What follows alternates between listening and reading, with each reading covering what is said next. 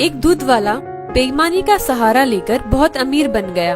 उसे शहर जाने के लिए रोज रास्ते में एक नदी पार करनी पड़ती थी। शहर में उसके ग्राहक रहते थे और वह रोज शहर जाकर अपने ग्राहकों को दूध बेचता था। नदी पार करने के लिए वह रोज अपने दूध के बर्तन के साथ नाव पर बैठ जाता था।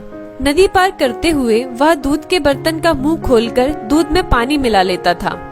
लाभ कमाने के लिए वह रोज इसी तरह दूध में पानी मिला लेता था और ऐसा करके वह अच्छा लाभ कमाने लगा। एक दिन उसके बेटे की शादी पड़ोस के गांव की लड़की से तय हो गई। इस खबर को सुनकर उसका पूरा परिवार खुश था।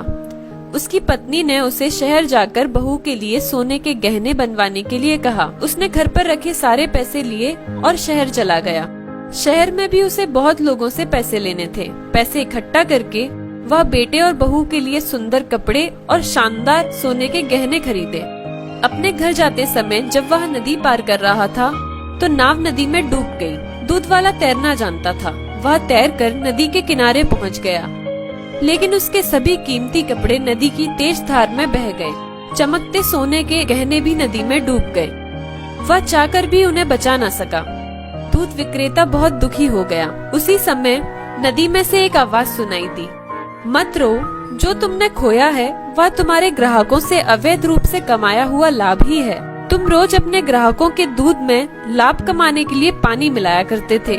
आज पानी का पैसा पानी में मिल गया। इससे तुम दुखी क्यों हो रहे हो? पाप की कमाई से कभी सुख नहीं मिल सकता।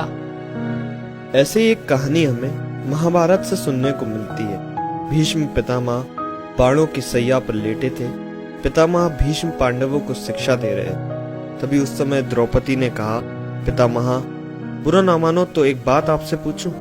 भीष्म ने कहा, पूछो बेटी, क्या पूछना चाहती हो? द्रौपदी ने कहा, आपसे शिक्षा प्राप्त करके मैं धन्य हुई। ये मेरा सौभाग्य है कि आपसे ज्ञान की बातें सीखने को मिली। परंतु दुर्योधन के राजसभा में जब मेरा अपमान हुआ, जब दुराचारी दुशासन ने मेरा चीर उतारना आरंभ किया, तब मेरे चिल्लाने और पुकारने पर भी आप क्यों चुप होकर बैठे रहे?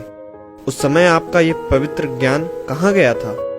भीष्म धीरे से बोले, पुत्री, मैं एक मनुष्य हूँ।